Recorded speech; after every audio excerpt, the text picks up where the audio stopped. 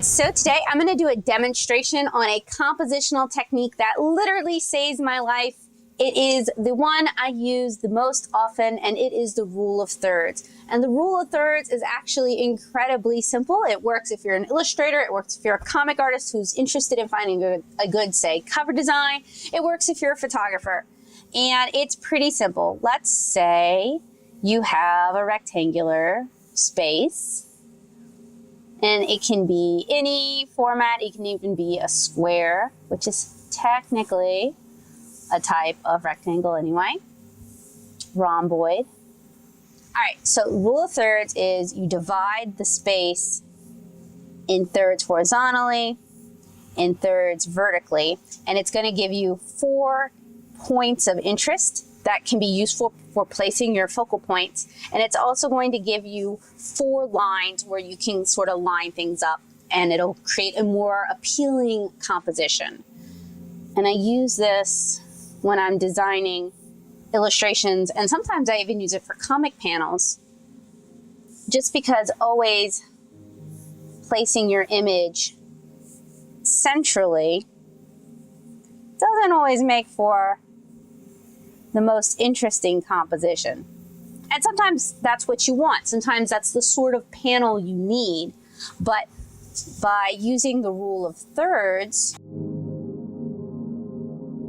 and we're going to place the head at one of the focal points. Let's say they're talking. You're already creating an interesting, more dynamic composition than if it were centrally placed. Now, you don't have to just have the head there. You can also place an object of interest there. So let's say we need to draw somebody holding something. All right. We might put the person's head here, and I know I've gone off frame. That's not necessarily good, but this is a quick demonstration. So they're holding something, and we've placed what they're holding at one of those points of interest. Or we can place it further along over here, so we can have their head right here and what they're holding right here in that focal point. So I'm going to grab some of my illustrations, and we're going to put them to the rule of thirds challenge using some tracing paper. So I have here a stack of illustrations. I know some of these I figured out with the rule of thirds, and some of them I just kind of sketched, and some of them are comics. So we're going to see how well I did with keeping with the rule of thirds. Now, keep in mind, this is not a technique you need to use every single time. If it doesn't serve your comic, if it doesn't serve your layout, don't use it. It's not always the best choice, but it's a really easy way to, if you're weak at composition, like I am, generally have stronger, better compositions. So this is the illustration I created for the SCB WI Illustrators Contest. You guys can see through. I'm going to, I should tape this down. I'm just going to trace over. I'm not removing it from the bag because I do want to protect it. Okay, so we have here our rectangle, right? This is this panel right here. I'm going to go ahead and roughly subdivide this into our rule of thirds. And when I say roughly, I mean I'm going to fail the first time. It's how you do when you're on camera. All right, so this is roughly a rule of thirds grid. Now we're going to return to our illustration. We're going to see how this lines up. So I apologize that it isn't easier to see, but we've got a person right here. And we've got a person right here, and we've got a puppo right here. So if I had just moved everything over just a skosh, it might have been a more interesting composition. It's not bad, but it if we were going by the rule of thirds, it definitely could be improved by moving things over just a little bit to where she's right here and she's right here, maybe bigger, and then we line puppy here up on this. So we could have even gone bigger with our girl in the foreground maybe. And I actually have a walkthrough for how I created several different thumbnail iterations for this piece over on my blog if you're interested in sort of the development of this piece. Let's take this panel here and we're gonna sketch it out.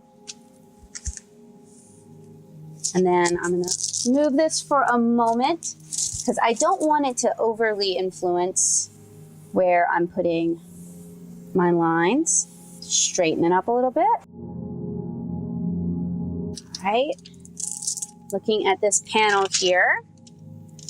Okay, so she's on this one here. She's actually moved forward, and I wanted that because I wanted it to look like she's kind of skating out of the panel. Now, there's a couple of other concepts I'm going to mention briefly. There's headroom, which is the space between the character and the top of the panel or the top of the frame, and then lead room. And this panel should have had more lead room for her to skate into. It helps give a notion that she's actually going somewhere. So I should have perhaps, let's resketch.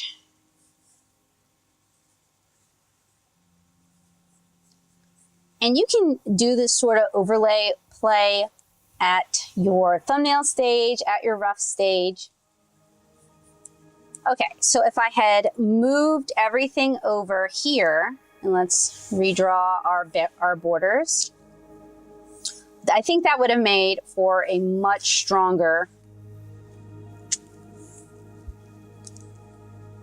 depiction of what we're trying to accomplish here, because she's standing here towards the back. It's clear that she's passed her up and she still has somewhere to go. And I even could have pulled in so that I'd have even more room for them to have, for the girl in the tutu to have somewhere to skate to.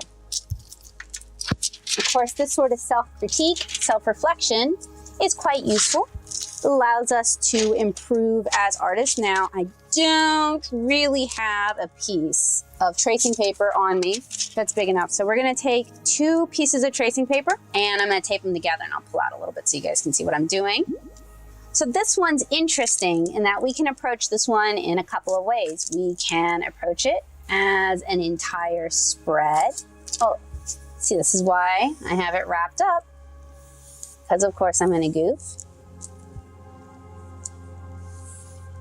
Where there's a goof, there's a way. And if you're Becca, you will goof lots. Okay, so we're gonna take a look at this a couple of different ways. We're gonna take a look at this as a whole piece, and then we're gonna take a look at this bottom rectangle here. Let's see if we were a little more successful with the rule of thirds when we're looking at a spread as a whole. And that is certainly a way to think of it, because people do consume comic pages as a whole, in addition to consuming them as individual panels. And I know I kind of flubbed our rules of third lines. All right, so we've got our nice big rule of thirds grid. We take our illustration. Let's see how it stacks up. There's just kind of nothing. When we look at this as a whole, there's just kind of nothing that really lines up on this grid, now is there? So if we had pushed things up a bit, or rather pulled these panels down, and let's say we cropped here and we added, then we could have had our characters and these panels here, these two, on 2 focal points. But as a whole, the spread is not really working on the rule of thirds. Let's try it instead as an individual panel. So I'm going to tape this together and we'll go from there. Let's instead just take this as, and even though this is a border here, I'll just go ahead and include it in the rectangle because it's not a perfect rectangle. Go ahead and Square this up. And then we're going to divide it into thirds. Okay, is this any better? No, not really. So I did want there to be space between the characters, but I could have, if we're going for a rule of thirds composition, I could have moved her over a skosh and grab a fresh pencil. Maybe made her smaller. I mean, her dog basically falls on the... And I could have also maybe brought her down a little bit and then brought her over so that her face, because certain things in your image are going to carry more weight than others. Faces, eyes, words, they're always going to carry more weight. So that is a something I could have done. Is it a something I should have done? That is a different topic, because the rule of thirds should not so completely control your composition that you're not thinking about other factors. So I have, of course, I have some more. This one's going to be tricky because I don't have a bag to protect it. So it means I got to be careful. This was an insert page I did for 7-inch Kara chapter 5. And it shows her parents when they were teenagers. And I know having it double layered like this makes it really hard to see, and I apologize. And I don't want to actually get anything on this since I don't have it bagged. So I'm going to try to be super careful. So we have two characters. And our panels basically run all the way to the edge of the tracing paper. I'm not doing very good. I'm sketching my rules of thirds today. And if you're a digital artist, I know Photoshop has an option where you can do a rule of thirds grid. I'm sure some of the other programs do as well. Okay, so these are our hot areas, our areas of interest. Let's see how this stacks up. Okay, close. You can barely see his face is basically on that line. She's a little pushed over, so really the fork is more interesting than she is. But I'm pretty sure I planned this illustration out with a rough rule of thirds anyway. And she's supposed to be behind him, so I think that was an intentional decision at the time. And this is just a static illustration. Like I said, it was something that it was kind of a filler page for chapter 5. So it's something I also cranked out fairly quickly. Okay, let's try an unusual format. This was just a scrap of Moulin de Roy watercolor paper, and I wanted to use it because I love that paper. And I also kind of wanted to challenge myself to doodle something, so I sketched it in blue lead and then painted over it. Do something kind of light and impromptu, which is not always my MO here on this channel. Okay, so we've got a really long rectangle. Will it hold up? Let's see. Yeah, you can tell this is when I sketched out a rule of thirds first, and then I did everything else because her face is right on the two focal points. And then we've got one with lots of little things going on. This is my Magello Mission Gold, one of the field tests I did for that palette. And it's got lots of cute little bibs with strawberries and strawberry flowers. So this one's difficult because it's all kipped up. As soon as I took it off the block, it wanted to pull those shenanigans with me.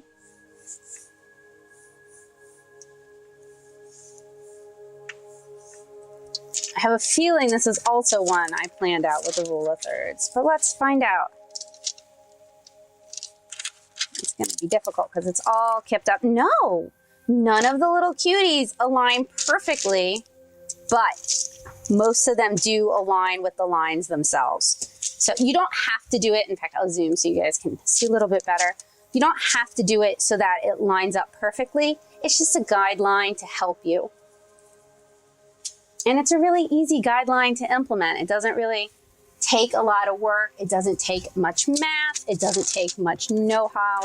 It doesn't even take much taste. And I say that as someone who knows her own taste level is sometimes quite suspect.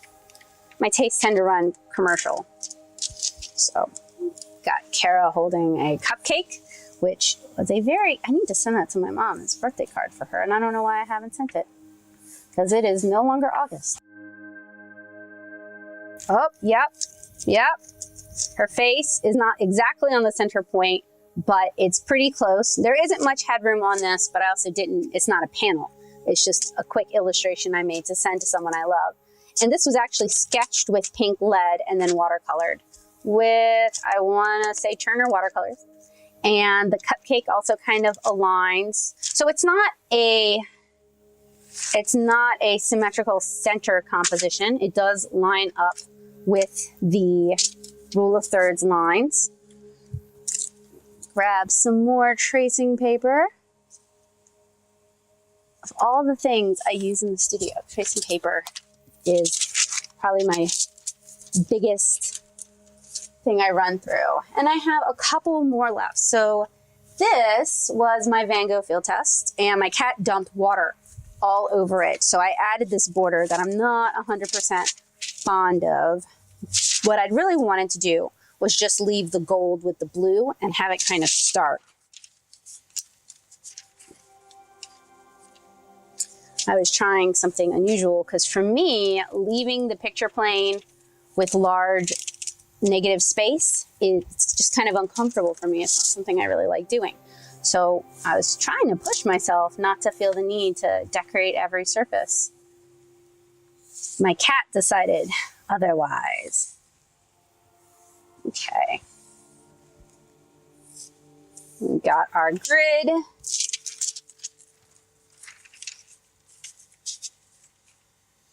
Let's see. Yeah. But on this piece of paper, she lines up here, and then the sheaf of wheat she's holding lines up on this other one. Let's test this out on just the smaller square. Let's see how that kind of computes. So we'll do this. And it's hard going back and looking at my images after they're finished to see where they fall on the rule of thirds. It's like, does it work? After it's too late. So with her on the square itself, nothing lines up. But again, the square was not intended to be the whole picture.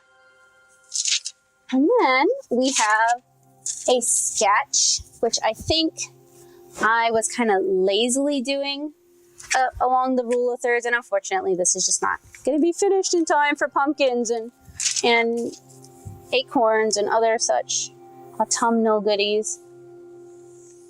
But I plan on watercoloring it right over that orange lead. Okay, so we've got our rectangle. Have I been calling them squares? I apologize. We're going to pretend like it has real borders. Let's see. Okay, so I have lined her up with this line here, and the goodies that she's holding, which are acorns, fall right here. And then the other sort of focus, the pumpkin, the sweet gumball, the acorns fall right here. So not bad. The more I use the rule of thirds, the more I think in the rule of thirds, the more I just kind of gravitate towards it without even necessarily thinking about it too much, which is good. Composition is not my strong suit. I don't normally naturally gravitate towards interesting or dynamic compositions, which is a little embarrassing for me to admit, but you know, this is a place of honesty, right? So normally, let's see if I can find an example of a thumbnail where I broke it down using the rule of thirds. Maybe not in this sketchbook. Maybe. Here's some of my, okay. So these are some of my Inktober sketches. So this one is like my 4th or 5th day, and you can check them out on my Instagram. I have them all up there, where two Lilliputians are lost. You have a messenger and you have a merchant, or I think I did call it a merchant. And they've got, you know, their mount. So he's got a squirrel and she's got a tortoise. And you can see here that I kind of thumbnailed where I wanted to place them within the picture frame, which is like a 9x12 piece of Strathmore mixed media paper. So I kind of planned that out and then designed from there. So when I'm thumbnailing things, I will frequently use the rule of thirds. Although as I got sick, I just started doing central layouts. I know they're boring, but when you're sick, you're sick. And I just kind of natively also try to line my characters up where the rule of thirds would break them up in these little thumbnails. So as I've been kind of progressing along my artistic journey, it's kind of my natural impulse now, because I've done this so much, to just shift everyone over a bit. I think that is it for that. And then what I will often do if I'm not doing Inktober and I actually have time to work, I'll take a photo of this or I'll scan it and then I'll take it into Photoshop and sketch from there. So the initial thumbnail is still there. Sometimes when I redraw things, I kind of lose that placement, which is why I like the process that I currently use for my comic pages, where I sketch thumbnails and then I take those into roughs after, like, I scan them and I take them into roughs and I flesh that out, and then I take that into the finished pages. In fact, because I just know you guys are so enthralled by this, I've got some Kara pages. They're not finished right here. And I'm going to maybe do something kind of crazy because I risk damaging them and then I'll be really sad. I'll try doing a couple of rule of thirds tests on these. And again, the rule of thirds is not always a guarantee of a good layout. It's not always a guarantee of an interesting layout. Often breaking the rule of thirds in your layout can create a more dynamic, more energetic illustration or panel. And really, when you're doing composition, you really want to serve your story rather than just create pretty pictures. And sometimes I fall into a bad habit of just creating pretty pictures. So that's something I need to push myself out of. Yep, you can tell this panel was designed along the rule of thirds, because Kara's right here, her mom's right there, their heads almost perfectly aligned with two focal points. Her action is aligned with another focal point.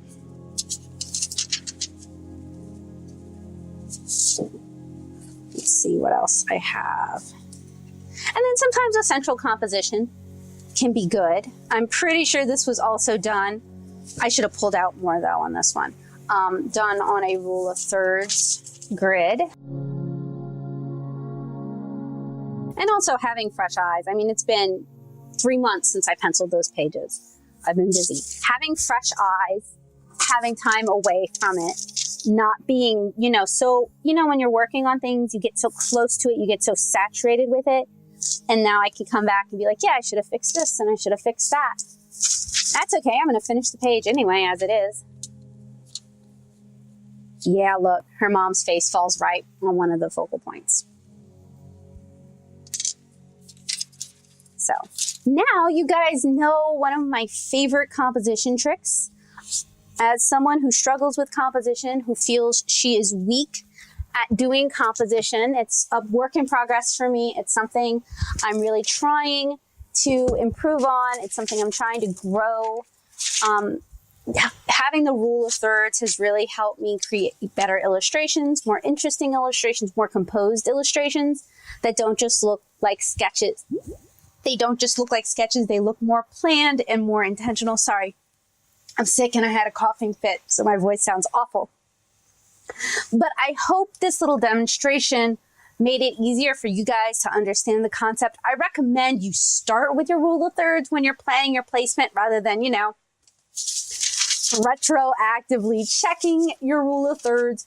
But if you'd like to kind of see where you fall and see if you have a natural inclination, checking retroactively isn't the worst. It'll certainly teach you a few things about yourself. Anyway, I hope you guys found this video helpful, useful, and informative. It was recorded for my Making Comics and Zines class, which I'm teaching through Nashville Community Ed.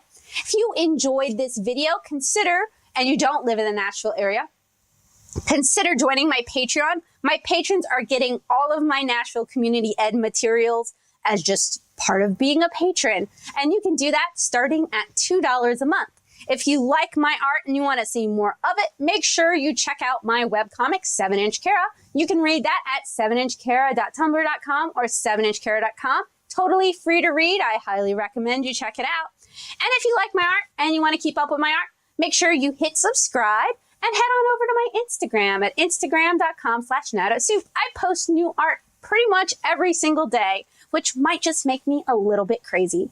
So thank you guys so much for hanging out with me. Hopefully I'll see you again really soon. Bye guys.